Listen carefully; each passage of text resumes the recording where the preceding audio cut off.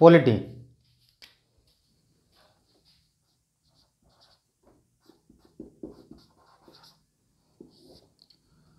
Polity মানে ভারতীয় সংবিধানের ক্লাস চলছিল, ভাগ 3 কমপ্লিট হয়েছিল। ভাগ 3-র পর আজ কি শুরু হবে? ভাগ 4। তাহলে ভাগ 4 আজকে শুরু করব পলিটির। তো ভাগ 3 পর্যন্ত আমরা আগে যেগুলো পড়ে এসেছি সেগুলো ভাগ 3 পর্যন্ত কি, যেটা আমাদের আম পাবলিকের যেগুলো সংবিধান আমাদেরকে ক্ষমতা দিয়েছে। আর এরপরে যেগুলো আছে এগুলো কি বড় বড় কোম্পানি, বড় বড় রাজ্য স্টেটের ক্ষেত্রে সেগুলো ইমপ্লিমেন্ট হবে। এগুলো আমাদের আম পাবলিকের ক্ষেত্রে এতটা কিছু মানে না। এই জন্যই কি ভাগ 3 পর্যন্ত আর্টিকেল নাম্বার 35 পর্যন্ত যতগুলো পড়ে এসেছি এতগুলো আমাদের নিজস্ব অধিকার, মৌলিক অধিকার সমস্ত কিছু পেয়েছি। এরপরে স্টেটের ক্ষেত্রে বড় বড় সংস্থা, হাইকোর্ট, সুপ্রিম কোর্ট, এদের ক্ষেত্রে হাই লেভেলের যে জায়গাগুলো আছে তাদের ক্ষেত্রে প্রধানমন্ত্রী, রাষ্ট্রপতি সমস্ত কিছু এদের নিয়েই এরপরে পুরো চলবে। এই পর্যন্ত কি হয়েছে, আমাদের যেগুলো পাওয়ার সেগুলো কি ভাগ 3 পর্যন্তর মধ্যেই সীমাবদ্ধ। এরপরে ভাগ 4 ভারতীয় সংবিধানের, আজ আমরা পড়ব কি ভাগ 4। ভাগ 4 ভারতীয় সংবিধানের ভাগ 4। এখানে ভাগ 4-এ কি বলা হয়েছে? রাজ্যের নীতি নির্দেশক তত্ত্ব। রাজ্যের নীতি নির্দেশক তত্ত্ব।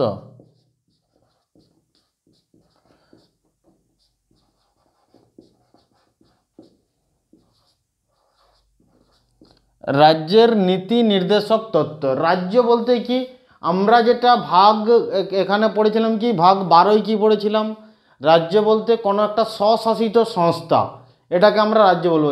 শুধু যেমন আমাদের কি, যেমন ওয়েস্ট বেঙ্গল, বিহার, ঝাড়খণ্ড, ইউপি, ত্রিপুরা, মেঘালয়, মণিপুর, গুজরাট, পাঞ্জাব, দিল্লি, উত্তরাখণ্ড, এরকম না।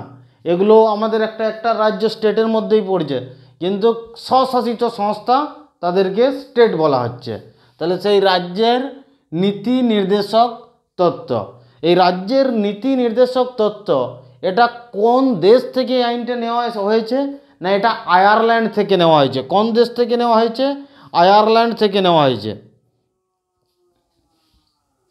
কোন দেশ থেকে নেওয়া হয়েছে?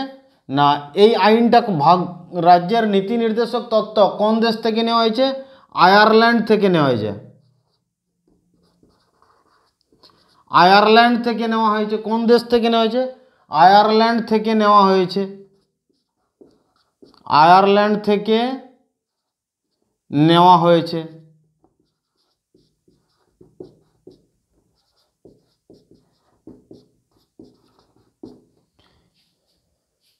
এই রাজ্যের নীতি নির্দেশক তত্ত্বকে আমরা ইংরেজিতে কি বলবো?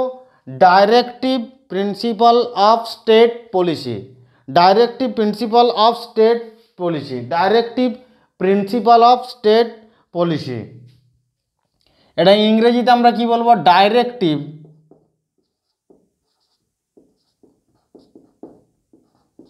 State, directive principle of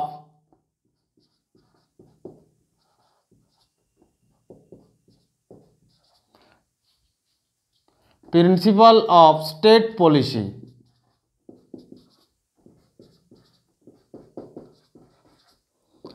directive principle of state policy, DPSP.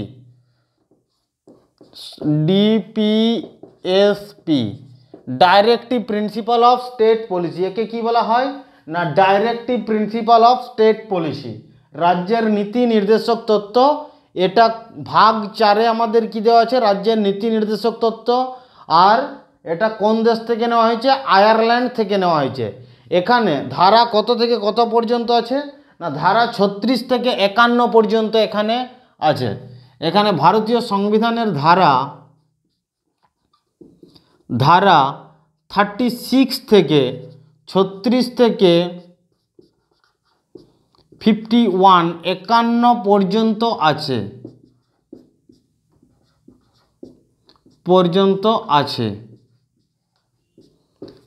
ধারা 36 থেকে 51 পর্যন্ত আছে কি ডাইরেক্টিভ প্রিন্সিপাল অফ স্টেট পলিসিতে, আমাদের কি রাজ্যের নীতি নির্দেশক তত্ত্বে। তো ডাইরেক্টিভ স্টেট প্রিন্সিপাল আর্টিকেল 36, 37, 38, 39, 40, 41 এরকম পরপর করে প্রত্যেকটা ধারাতে আমাদের কি দেওয়া আছে সেগুলো আমরা জানবো। এটা লিখে নাও, সেগুলো পরপর জানবো। এখানে ধারা 36-এ কি বলা হয়েছে, আর্টিকেল 36-এ কি বলা হয়েছে না, আর্টিকেল নাম্বার 36-এ, ধারা 36-এ ভারতীয় সংবিধানে কি বলা হয়েছে না, রাজ্যের যে পরিভাষা আর্টিকেল নাম্বার 12-তে যেটা দিয়েছিলাম সেম রাজ্যের পরিভাষা দিয়েছে। রাজ্যের কি, রাজ্যের পরিভাষা, রাজ্যের পরিভাষা সেম আর্টিকেল নাম্বার 12-এ যেটা বলা হয়েছে। আর্টিকেল নাম্বার 12 12তে যেটা বলা আছে সেটাকে সেম, আর্টিকেল নাম্বার 12তে যেটা বলা আছে সেটার সাথে সেম। রাজ্যের পরিভাষা সম্বন্ধে যেটা আমরা বলেছিলাম আর্টিকেল নাম্বার 12 কি বলেছিলাম, রাজ্য যখন একটা রাজ্যকে বলতে কাকে বলা হচ্ছে, কোনো একটা স্টেট, বিহার, ইউপি, ঝাড়খণ্ড এগুলো না। রাজ্য বলতে আমরা বুঝি একটা স্বশাসিত সংস্থাকে আমরা রাজ্য বুঝি। যেমন WBSEDCL একটা স্বশাসিত সংস্থা, TCL একটা স্বশাসিত সংস্থা, তারপরে আমাদের যেমন ওয়েস্ট বেঙ্গল মেডিকেল কাউন্সিল একটা স্বশাসিত সংস্থা, আমাদের যেমন বন বিভাগ একটা স্বশাসিত সংস্থা, এরকম প্রত্যেকটা ডিপার্টমেন্ট, এক একটা টেকনিক্যাল ডিপার্টমেন্ট একটা স্বশাসিত সংস্থা, SSC একটা স্বশাসিত সংস্থা, PSC একটা স্বশাসিত সংস্থা, টাটা গ্রুপ একটা স্বশাসিত সংস্থা, এগুলো সব কি স্বশাসিত সংস্থা। রাজ্যের পরিভাষা আর্টিকেল নাম্বার 12 যেটা বলা হয়েছিল সেটা সেম আর্টিকেল নাম্বার 36-এ। এরপরে আর্টিকেল নাম্বার 37-এ কি বলা হয়েছে, এখানে আর্টিকেল নাম্বার 37, আর্টিকেল নাম্বার 37-এ বলা হয়েছে কি, যদি আমরা কি এই যে ভাগ 4-এর রাজ্যের নীতি নির্দেশক তত্ত্ব, এখানে যেগুলো আছে, যে ধারাগুলো আছে ভাগ 4-এর মাধ্যমে যে এগুলো দেওয়া হয়েছে, এই ধারাগুলো যদি কোনো স্টেট যদি না মানে, তখন সেই ক্ষেত্রে এগুলোরকে, এই ধারাগুলোর বিরুদ্ধে আমরা আইনে কি বাদী বিবাদী মানে আদালতে আমরা যেতে পারবো না, আদালতে যাওয়া যাবে না। মানে কি আদালতে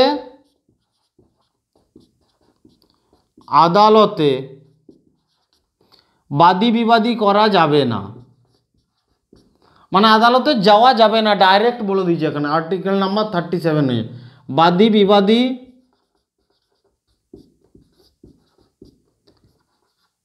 করা যাবে না।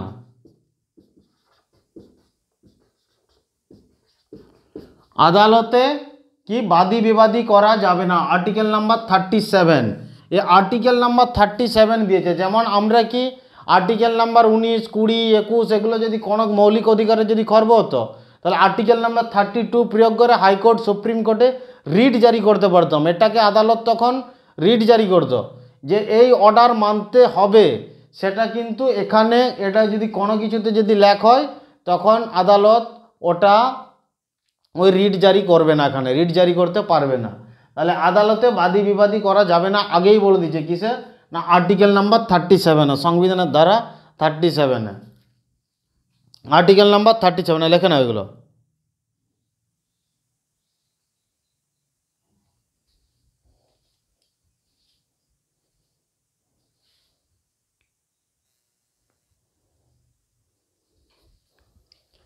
আর্টিকেল নাম্বার 37-এ আদালতে কি বাদী বিবাদী করা যাবে না, মানে আদালতে যাওয়া যাবে না।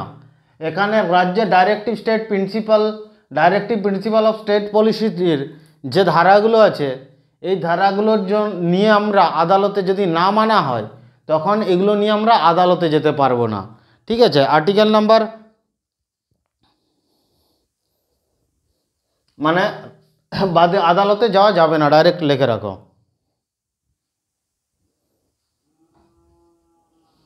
এরপরে কি আর্টিকেল নাম্বার 38, আর্টিকেল নাম্বার 38 কি বলা হয়েছে, কোনো স্টেট যদি আইন তৈরি করে, কোনো স্টেট ধরো কোনো একটা নীতি তৈরি করলো, কোনো একটা আইন নীতি কোনো একটা প্রণয়ন তৈরি করলো, তৈরি করার সময় সেই ক্ষেত্রে কি করতে হবে না, লোক কল্যাণকে লোক কল্যাণকে মাথায় রাখতে হবে, লোক কল্যাণকে মাথায় রাখতে হবে, নজর রেখে করতে হবে। কোনো রাজ্য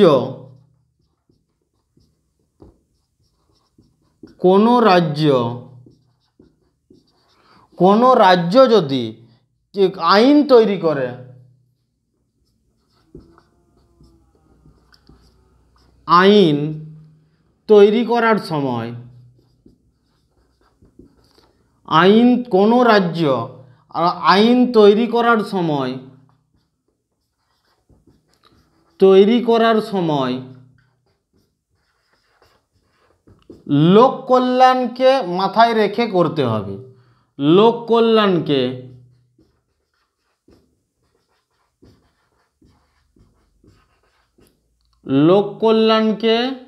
মাথায় রেখে করতে হবে।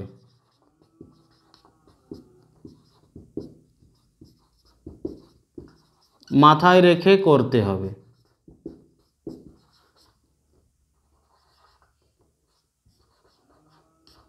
লোক কল্যাণকে মাথায়, রাজ্য যদি কোনো আইন তৈরি করে সেটা যাতে লোকহিত হয়, মানুষের স্বার্থে যেমন হয়, মানুষের পক্ষে যাতে হয়, যাতে কোনো মানুষের অসুবিধা হবে সেরকম যাতে কোনো রকম না হয়, সেটা কততে বলা হয়েছে, আর্টিকেল নাম্বার 38-এ। যদি না হয় আমরা কি আদালতে যেতে পারবো না, কারণ আর্টিকেল নাম্বার 37-এ বলাই আছে কোনো কোম্পানি একটা নিজস্ব আইন তৈরি করলো, সেখানে কি সেটা লোক কল্যাণের ক্ষেত্রে যদি না হয় তার বিরুদ্ধে কি নিয়ে চলে যাব কি আর্টিকেল নাম্বার 38-এর বিরুদ্ধে, এটাকে মানা হয়নি বলে আদালতে যেতে পারবো না, কারণ আগেই বলে দিয়েছে আর্টিকেল নাম্বার 37 আদালতে যেতে পারবোই নি। এটা কাকে ক্ষমতা দিয়েছে, স্টেটকে ক্ষমতা দিয়েছে, স্টেটকে ক্ষমতা দিয়েছে, ডাইরেক্টিভ প্রিন্সিপাল অফ স্টেট পলিসিকে, স্টেটদেরকে ক্ষমতা দিয়েছে এগুলো, আর্টিকেল নাম্বার 38। এরপর আর্টিকেল নাম্বার 39-এ কি বলা হয়েছে, সমকাজে সমবেতন। আর্টিকেল নাম্বার 39, আর্টিকেল নাম্বার 39-এ কি বলা হয়েছে, সমান কাজে সমান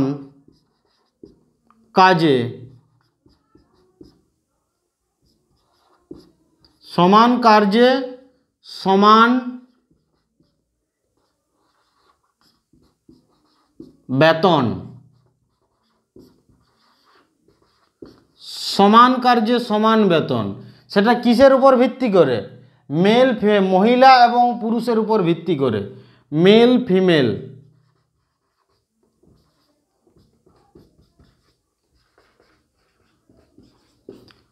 ফিমেলের উপর ভিত্তি করে কি সমান কার্যে সমান বেতন।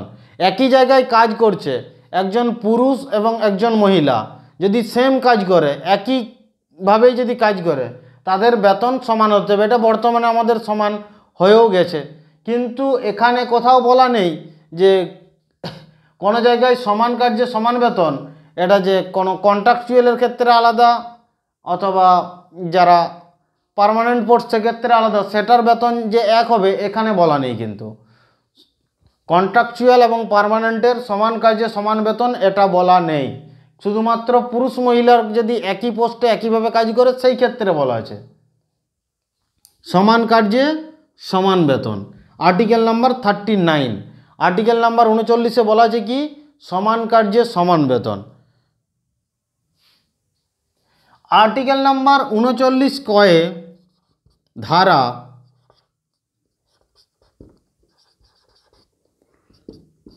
39 ক, আর্টিকেল নাম্বার 39 কয়ে বলা আছে কি, আর্টিকেল নাম্বার 39 কয়ে নিঃশুল্ক আইনি সহায়তা, মানে কি ফ্রি উকিল, নিঃশুল্ক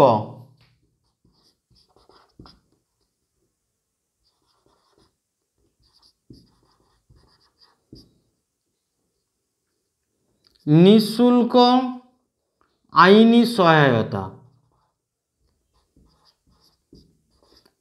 আইনি নিঃশুল্ক আইনি সহায়তা অথবা বিনা পয়সায় উকিল, বিনা পয়সায় আইনি সহায়তা।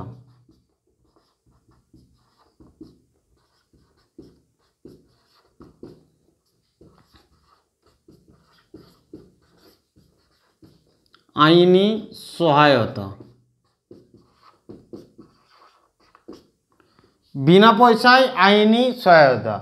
যদি ধরো তুমি গেছো, তোমার কেউ নেই, তোমার বিরুদ্ধে টাকা পয়সা সেরকম নেই, তোমার বিরুদ্ধে উকিল যে ওখানে হায়ার করবে সেরকম কেউ নেই, সেই ক্ষেত্রে তুমি জজ সাহেবের কাছে হাত জোড় করে, জজ সাহেব আমাকে যাতে আইনি সহায়তা দেওয়া হয়, হাত জোড় করে জজ সাহেবের কাছে সেই টাইমে তখন বলতে হবে।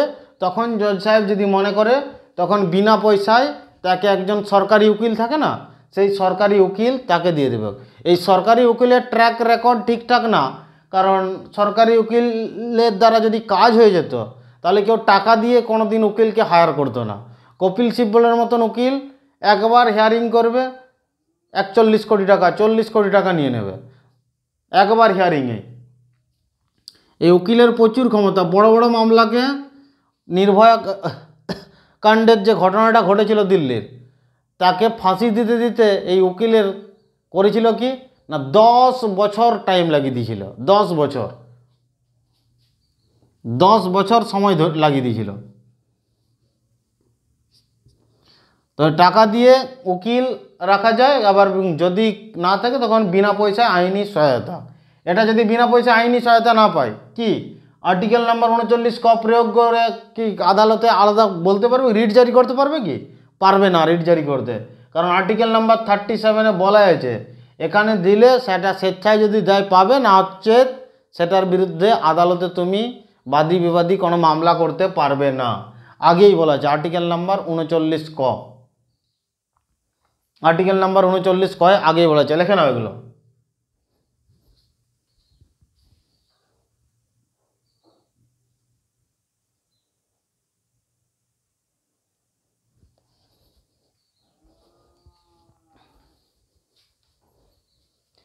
এরপরে আর্টিকেল নাম্বার 40-এ কি বলা আছে?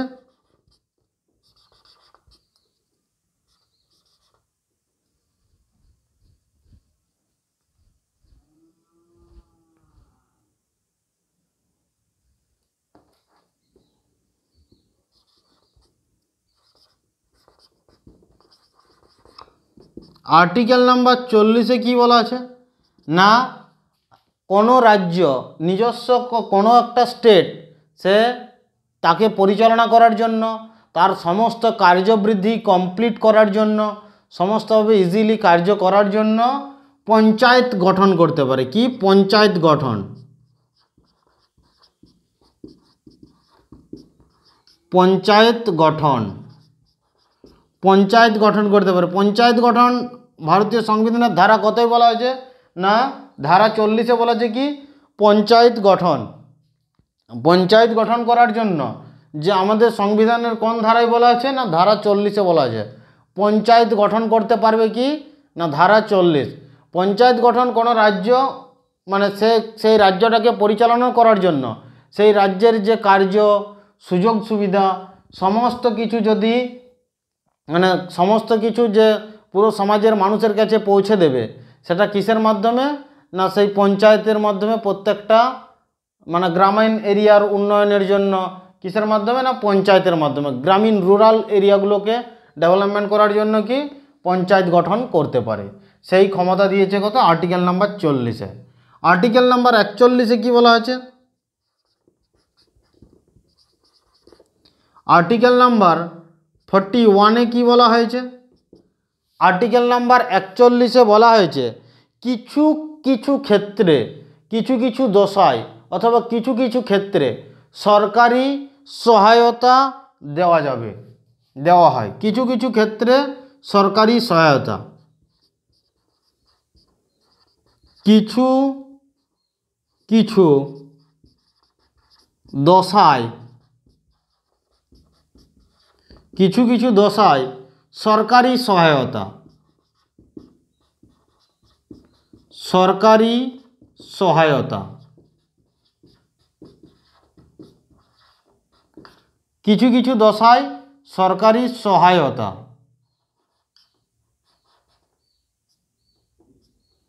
কিছু কিছু দশায় কি সরকারি সহায়তা দেওয়া যাবে, কিছু কিছু দশায় সরকারি সহায়তা দেওয়া যাবে। কিছু কিছু দশায় সরকারি সহায়তা দেওয়া যাবে, কিছু কিছু দশায়, কিছু কিছু ক্ষেত্রে কি না সরকারি সহায়তা। যেমন কেউ বৃদ্ধ হয়ে গেল, তো বুড়ো তাদেরকে মানে তাদেরকে পেনশন দেওয়া যায়, সরকারি একটা পেনশন দেওয়া যাবে। বিধবা তাদেরকে একটা উইডো পেনশন দেওয়া যায়, সরকারি সহায়তা। কোনো প্রতিবন্ধী আছে তাদেরকে সরকারি সহায়তা দেওয়া যাবে। তো এরকম কোনো কোনো ক্ষেত্রে আর্থিক দিয়ে পিছিয়ে পড়াশোনার ক্ষেত্রে তখন সরকারি সহায়তা দেওয়া যাবে। যারা অনুন্নত অনগ্রসর পিছিয়ে আছে সেই ক্ষেত্রে কি যেমন প্রধানমন্ত্রী আবাস যোজনা সরকারি সহায়তা দেওয়া হচ্ছে। তো এভাবে কি কিছু কিছু ক্ষেত্রে কিছু কিছু দশায় সরকারি সহায়তা দেওয়া যাবে। কত নম্বরে বলেছে? আর্টিকেল নাম্বার 41 ধারা 41, এগুলো লিখে নাও। তাহলে আজকে আমরা পড়লাম কি না ভাগ 4 ভারতীয় সংবিধানের। ভাগ 1 পড়েছি, 2 পড়েছি, 3 পড়েছি, এরপরে কি পড়েছি ভাগ 4 না রাজ্যের নীতি নির্দেশক তত্ত্ব। ভাগ 4-এ কি বলা হয়েছে? রাজ্যের নীতি নির্দেশক তত্ত্ব। রাজ্যের নীতি নির্দেশক তত্ত্ব। এখানে ধারা কত থেকে কত পর্যন্ত আছে? ধারা 36 থেকে 51 পর্যন্ত আছে। এটা কোন দেশ থেকে নেওয়া হয়েছিল? আয়ারল্যান্ড থেকে নেওয়া হয়েছিল। ধারা 36-এ কী বলা হয়েছে? রাজ্যের পরিভাষা। 37-এ কী বলা হয়েছে না যদি এই ধারাগুলো কোনো কিছু যদি ব্যাঘাত ঘটে, যদি মানা না হয়, সেক্ষেত্রে আদালতে যাওয়া যাবে না। ধারা 38-এ কী বলা হয়েছে? রাজ্য যখন আইন তৈরি করবে তখন লোক কল্যাণকে মাথায় রেখে আইন তৈরি করতে হবে। তারপরে কি বলা আছে? 39-এ কী বলা আছে না সমান কার্যে সমান বেতন। এটা পুরুষ মহিলার উপর ডিপেন্ড করে, মানে লিঙ্গ নির্ধারণের উপর ডিপেন্ড করে সমান কার্যে সমান বেতন। এরপরে কি আর্টিকেল নাম্বার 39 কয় কী বলা হয়েছে? বিনা পয়সায় আইনি সহায়তা। এরপরে কি বলা হয়েছে? আর্টিকেল নাম্বার 40-এ আমাদের যে স্টেট যে রাজ করবে তার জন্য গ্রামীণ এরিয়া উন্নয়নের জন্য পঞ্চায়েত গঠন করার ক্ষমতা দিয়েছে। আর্টিকেল নাম্বার 41-এ কী বলা হয়েছে? কিছু কিছু ক্ষেত্রে কিছু কিছু দশায় সরকারি সহায়তা দেওয়া যাবে, এটা বলা হয়েছে ভারতীয় সংবিধানের আর্টিকেল নাম্বার 41-এ বলা হয়েছে। তো আজকে এই পর্যন্তই লিখে রাখো, নেক্সট ক্লাস আমরা আরও আলোচনা করব।